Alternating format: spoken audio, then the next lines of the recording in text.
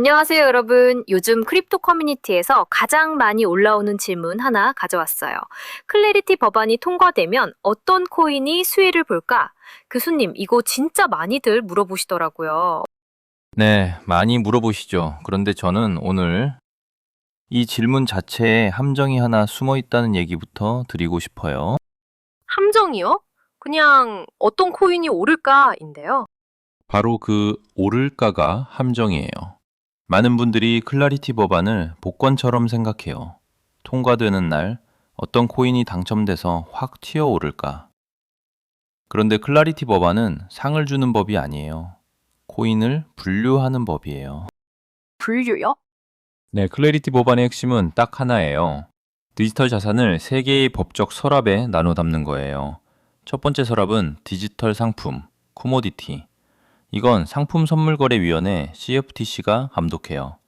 비트코인하고 이더리움이 여기 가장 확실하게 들어가고 솔라나도 들어갈 가능성이 높아요. 두 번째 서랍은 투자 계약. 이건 증권으로 보고 SEC가 감독하죠. 세 번째 서랍은 결제용 스테이블 코인. 이건 SEC하고 CFTC가 같이 봐요.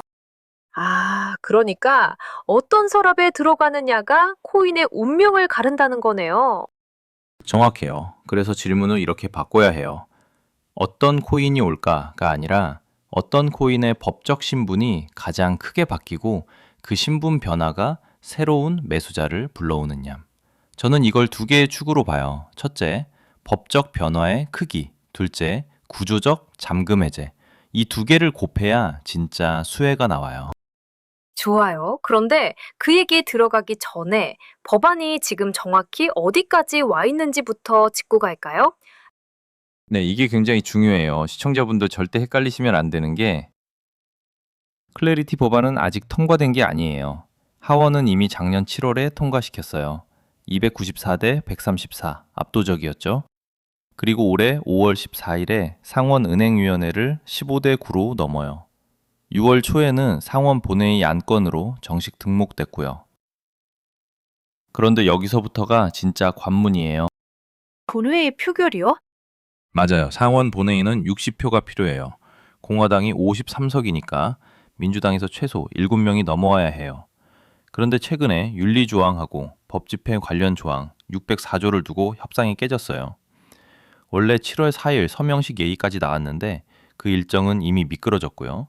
지금은 7월 말이나 8월 초 표결이 더 현실적이라고 봐요. 8월 되면 의회가 휴회에 들어가잖아요. 그게 핵심이에요. 8월 휴회 전에 못 넘기면 그 다음엔 중간선거 국면으로 들어가서 법안 전망이 확 나빠져요.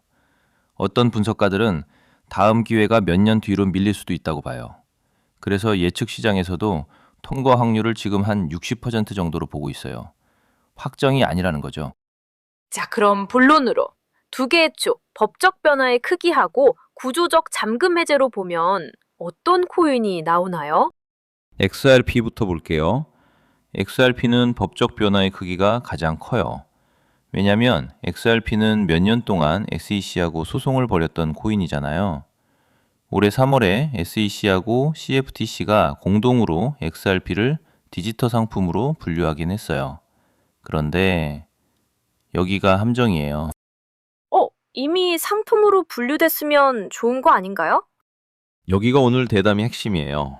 그 3월 분류는 법이 아니에요. 그냥 규제기관의 해석이에요.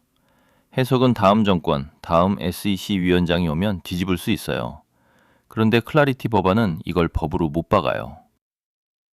해석이냐, 법이냐, 이 차이가 XRP한테는 아직 가격이 안 들어간 진짜 재료예요.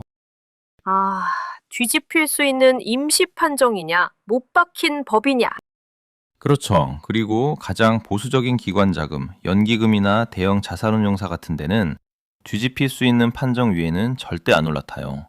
법으로 못 박혀야 들어와요. 그래서 XRP는 법적 변화의 크기로 보면 1등이에요. 실제로 5월에 위원회 통과됐을 때 XRP가 하루에 4.5% 정도 튀어 올랐어요. 그럼 이더리움은요? 이더리움은 성격이 좀 달라요. 이더리움은 법적 변화의 크기는 XRP보다 작아요. 이미 상품이라는데 큰 이견이 없었으니까요. 대신 구조적 잠금 해제가 커요. 상품으로 확정되면 뭐가 열리냐면 스테이킵을 담은 ETF, 기관들이 오랫동안 신청하고 싶어 했던 상품이에요. 스탠다드 차타드는 법안이 통과되면 이더리움 연말 목표를 7,500달러까지 봐요. 지금 1,700달러대인데 7,500이요? 상당히 공격적이네요.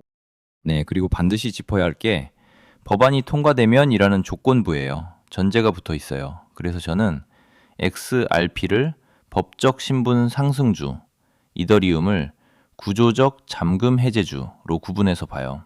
성격이 다른 수혜예요. 그럼 대장, 비트코인은요? 비트코인은 좀 재밌어요. 비트코인은 법적으로 바뀔 게 거의 없어요. 이미 다들 상품으로 취급해 왔으니까요. 그래서 비트코인의 클라리티 수혜는 코인 고유의 재료가 아니라 시장 전체에 주제 확실성이 생기면 기관 돈이 들어온다는 시장 전체 베타에 가까워요. CT는 통과 조건으로 14만 3천 달러, 스탠다드 차타드는 15만 달러를 봐요. 근데 이건 비트코인이 특별해서가 아니라 판 전체가 커져서예요. 솔라나나 다른 코인들은요? 솔라나는 첫 번째 서랍, 상품 서랍에 들어갈 가능성이 높아요. 지금까지 애매한 위치에 있었는데 상품으로 분류되면 그 자체가 신분 상승이에요. 그리고 하나 더. 이건 코인 이름으로는 잘 안 잡히는데 디파이 쪽이에요. 클라리티 법안에는 개발자 책임 면책 조항이 있어요. 탈중앙화된 프로토콜을 만든 개발자를 제3자가 악용했다는 이유로 처벌하지 못하게 막는 거예요. 이게 디파이 프로토콜 토큰들한테는 조용한 호재예요. 자, 그런데 교수님, 반론을 좀 드려볼게요. XRP 얘기하셨는데 XRP는 이미 소송도 끝났고 3월에 상품 분류도 받았잖아요. 그럼 이미 호재가 다 가격에 반영된 거 아닌가요?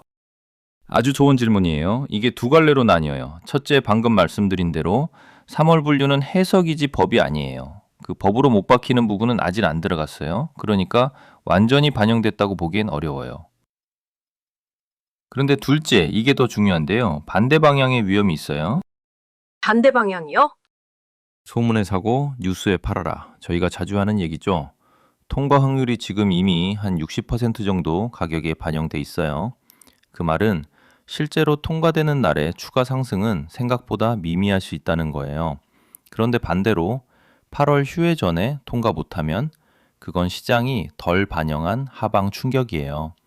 윤리조항하고 604조 협상이 실제로 깨졌잖아요. 그러니까 위험이 비대칭이에요. 아, 오를 여지는 어느 정도 반영됐는데 못 갈 때의 실망은 덜 반영됐다. 정확해요. 어떤 코인이 수혜를 볼까라는 질문에는 사람들이 못 보는 두 개의 베팅이 숨어 있어요. 첫째, 법안이 통과된다는 베팅. 둘째, 그 통과가 아직 가격에 안 들어갔다는 베팅. 이 두 개가 다 맞아야 수혜예요. 하나라도 툴이면, 특히 첫 번째가 툴이면 가장 많이 오른 코인이 가장 많이 빠져요. 그게 보통 XRP 같은 가장 붐비는 트레이드죠. 그럼 정리하면 오는 질문을 어떻게 바꿔서 봐야 할까요? 클래리티 통과되면 어떤 코인이 오를까가 아니라 세 가지로 쪼개서 봐야 해요. 하나, 어떤 코인의 법적 신분이 임시 판정에서 법으로 못 박히나. 그게 XRP예요. 둘, 어떤 코인의 신분이 새로운 기관 상품을 여나. 그게 스테이킹 ETF를 낀 이더리움이에요. 셋, 어떤 건 그냥 판이 커지는 베타로 따라갔나. 그게 비트코인이에요. 그리고 항상 통과 자체가 아직 안 된 베탱이라는 걸 잊으면 안 돼요. 법적 신분, 구조적 잠금 해제, 그리고 통과 여부 세 개의 렌즈네요. 네, 복권이 아니라 서랍종이다. 이것 하나만 기억하셔도 오늘 대담은 성공이에요. 오늘도 명쾌한 정리 감사합니다. 마지막으로 늘 드리는 말씀, 오늘 내용은 투자 권유가 아니라 정보 제공과 분석 목적이에요. 법안 상황하고 가격은 녹화 이후에 받을 수 있으니 반드시 최신 상황을 직접 확인하시고 투자 결정과 그 책임은 본인에게 있다는 점 기억해 주세요. 감사합니다. 다음 시간에 또 뵙겠습니다.